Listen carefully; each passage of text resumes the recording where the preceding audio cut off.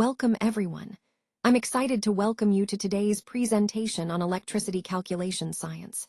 Today, we'll explore the fascinating world of electricity, how it's calculated, and the science behind it. We'll cover the fundamental concepts and practical applications that help us understand and work with electrical systems. So, let's dive in and discover the science that powers our world. All right, let's take a closer look at some key formulas that will help us understand energy consumption and costs. First up, we have power, which is measured in watts. The formula here is power equals voltage times current. Essentially, this tells us that the power used by a device depends on the voltage supplied and the current it draws. Next, we move on to energy, measured in kilowatt hours. The formula is energy equals power in kilowatts times time in hours. This helps us understand how much energy a device consumes over a period of time. Finally, we have cost, which is calculated by multiplying the energy consumed by the rate, or the cost per unit of energy. So, the more energy you use, the higher your bill will be, depending on the rate. These formulas are like our cheat sheet. They give us a straightforward way to quantify and analyze energy use. Connecting this to the bigger picture, understanding these relationships helps us identify ways to save energy and reduce costs effectively. All right, let's take a closer look at this question. We have a 10-volt battery powering a device that draws 2 amps of current. The key here is understanding how to calculate power in an electrical circuit. Remember, power is simply voltage times current. So in this case, we multiply 10 volts by 2 amps. That gives us a total power consumption of 20 watts. Looking at the options, the correct answer is 20 W. This example highlights an important point. Knowing how to quickly calculate power helps us understand how much energy a device uses, which is crucial for designing efficient systems and managing power supplies. So always remember, power equals voltage times current. All right, let's take a look at the answer key for this question. The correct answer is B, 20 W, which we arrive at by multiplying the voltage by the current. So, 10 volts times 2 amps gives us 20 watts. This calculation is crucial because it shows how much power the device consumes.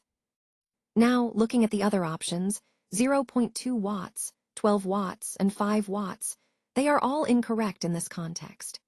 The key takeaway here is understanding that power is calculated by multiplying voltage and current, and it's essential in determining how much energy a device uses.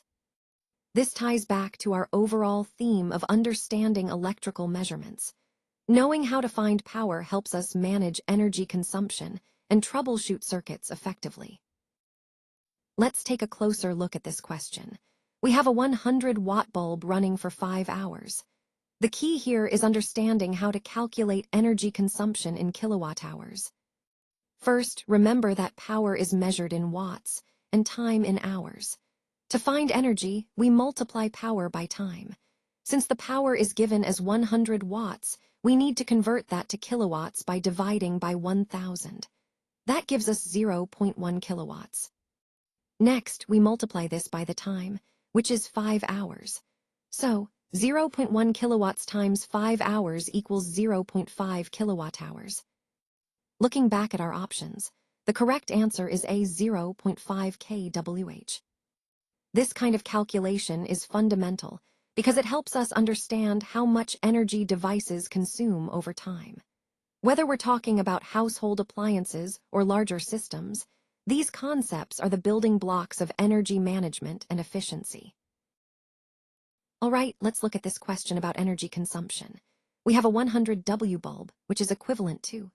To find out how much energy it uses over 5 hours, we multiply the power in kilowatts by the time in hours. So 0.1 kilowatts times 5 hours equals 0.5 kilowatt hours. That's the amount of energy used by the bulb in those 5 hours. Now, on the answer key, you'll see multiple options. The correct one here is a 0.5 kWh. This example is a good way to understand how smaller power units, like watts, relate to energy consumption in kilowatt hours, which is a common measurement in our energy use discussions. All right, let's walk through this problem together.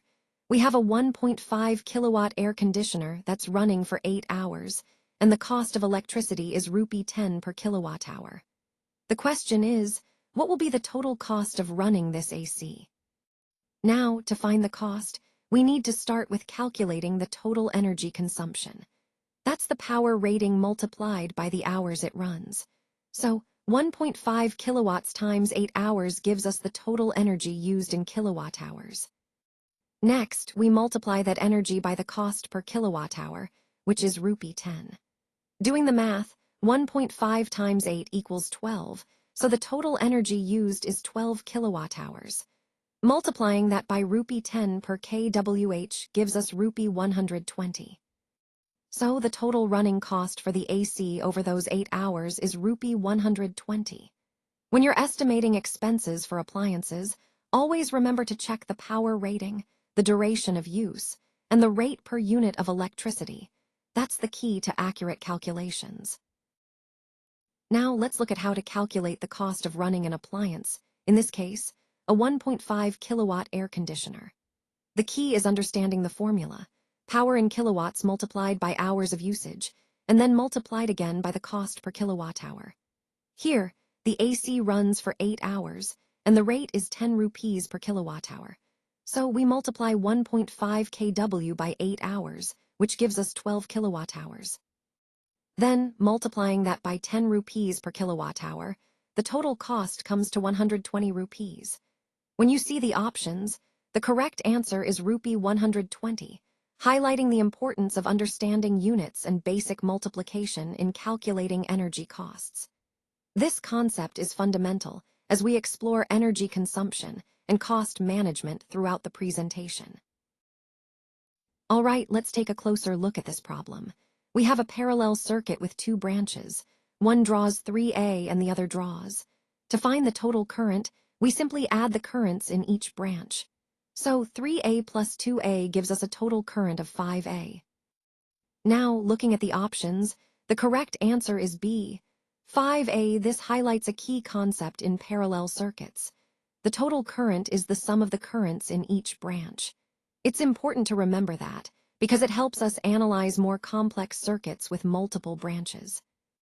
By understanding how currents add up in parallel setups, we can better predict how the entire circuit behaves, which ties into our overall theme of circuit analysis and safety. So, always keep in mind how individual branch currents contribute to the total current flowing through the circuit. All right, let's take a look at this answer key. The question we had was about a parallel circuit where one branch draws 3 amps and the other draws 2 amps. To find the total current, we simply add these two currents together, since in a parallel circuit, the total current is the sum of currents through each branch. So, 3A plus 2A gives us 5A. That's why the correct answer here is 5A. Looking at the options, we see that option B is 5A, which matches our calculation perfectly. It's a straightforward concept, but a fundamental one in understanding how parallel circuits work. Remember, the total current splits across the branches, but when you add them up, you get the total current supplied by the source. This principle ties back to the overall theme of the presentation, which is understanding how electrical circuits behave and how to analyze them accurately. So, keep in mind that in parallel circuits, just add the currents through each branch to find the total. Simple but crucial. All right, let's look at this scenario. Your electricity bill shows that you used 250 kilowatt hours this month.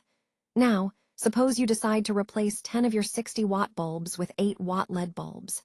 If you keep these LEDs on for about 5 hours each day, how much energy could you save? This is a practical example of how switching to more energy-efficient lighting can make a difference. The key here is to understand how much energy is consumed by each type of bulb and how that adds up over time. By calculating the energy use of the LEDs versus the traditional bulbs, we can see the potential savings. And that's what this question is asking. Based on this usage, how many kilowatt hours would you save each month? It's a great way to connect the concepts of energy consumption and cost savings to real-life actions we can all take. So, think about the numbers, do the math, and see how small changes like switching to LEDs can have a significant impact on your energy use. Let's take a closer look at the answer key for this example. Initially, you see the old setup, which uses 1060W bulbs. The calculation for that is 10 times 60 watts times 5 hours times 30 days, which totals 90 kilowatt hours.